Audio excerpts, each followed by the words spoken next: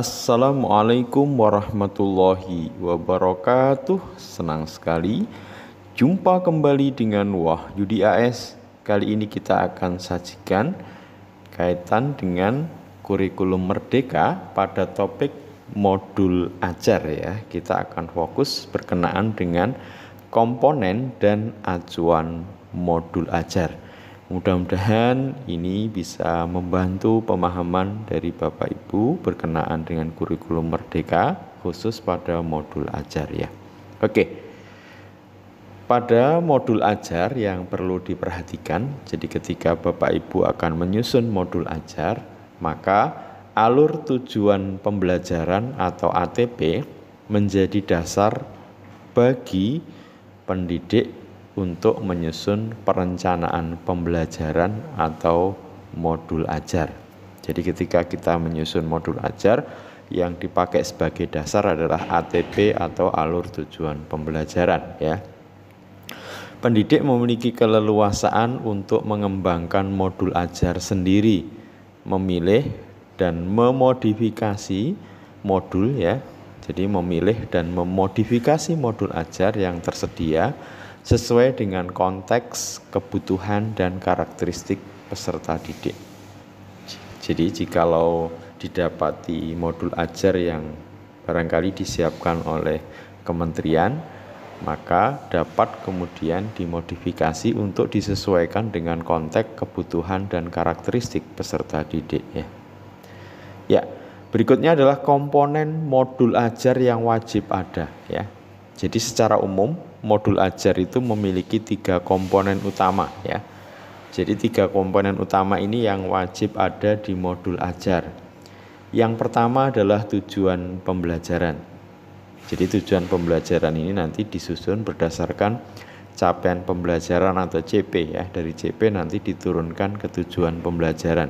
Nah, ini harus ada. Yang kedua adalah langkah-langkah pembelajaran atau kegiatan pembelajaran ya. Jadi dari tujuan pembelajaran itu kemudian dibuat langkah-langkah pembelajarannya atau kegiatan pembelajaran. Dan yang ketiga yang harus ada adalah asesmen pembelajarannya. Jadi 3 komponen utama di modul ajar. Yang pertama tujuan pembelajaran, yang kedua langkah-langkah pembelajaran atau kegiatan pembelajaran, dan yang ketiga adalah asesmen pembelajaran. Di sini pendidik diperbolehkan apabila ingin mengembangkan modul ajar dengan komponen-komponen tambahan di luar komponen wajib ya. 3 hal yang wajib ini yang mesti ada di modul ajar. Tujuan pembelajaran, langkah-langkah pembelajaran atau kegiatan pembelajaran, dan asesmen pembelajaran. Kemudian acuan teknik modifikasi modul ajar. Jadi sekiranya ada modul ajar yang diberi atau diberikan contohnya oleh kementerian atau didapat dari manapun, ini yang perlu menjadi acuan untuk memodifikasi ya. Yang pertama, tentukan dulu atau tetapkan dulu tujuan belajar berdasarkan CP dan tentunya tujuan pembelajaran yang sudah dibuatkan alur tujuan pembelajarannya ya, sesuai dengan karakteristik murid, kurikulum, dan profil pelajar Pancasila. Kemudian susun desain pembelajarannya, melaksanakan dan merefleksikan yang menjadi sebuah circle ya dari kegiatan pembelajaran sehingga diperoleh pembelajaran yang efektif.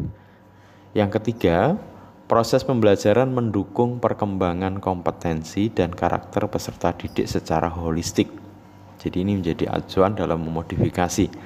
Jadi pembelajaran yang dirancang disusun harus mendukung perkembangan kompetensi dan karakter peserta didik secara menyeluruh atau holistik ya. Yang keempat, pembelajaran yang dirancang harus sesuai dengan konteks, lingkungan, dan budaya peserta didik ya. Sehingga nanti pembelajaran misalkan ada modul yang didesain mungkin ya konteksnya itu di perkotaan, tentu berbeda dengan yang di tepi pantai atau mungkin di pegunungan ya. Konteks yang dipakai bisa jadi mesti harus disesuaikan ya atau dimodifikasi. Berikutnya juga lingkungan dan budaya peserta didik. Hal ini juga bisa melibatkan orang tua dan masyarakat sebagai mitra. Kemudian yang berikutnya, pembelajaran berorientasi pada masa depan yang berkelanjutan ya. Kemudian hal-hal yang diperhatikan saat memilih modul ajar untuk dimodifikasi. Jadi di sini karena kementerian menyiapkan modul ajar, maka untuk memodifikasinya ada beberapa hal yang perlu diperhatikan. Yang pertama, apakah modul ajar itu selaras dengan rencana yang sudah dibuat saat menyusun ATP ya. Kemudian apakah cocok dengan kondisi dan karakteristik peserta didik atau murid.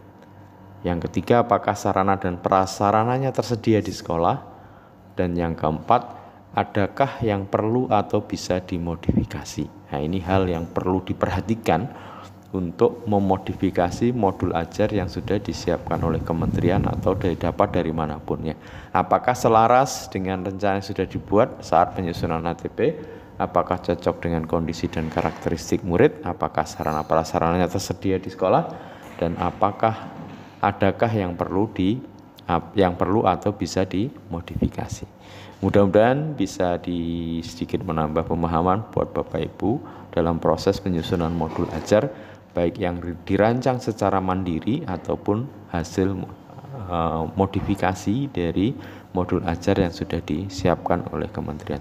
Terima kasih, mudah-mudahan bisa membantu. Assalamualaikum warahmatullahi wabarakatuh.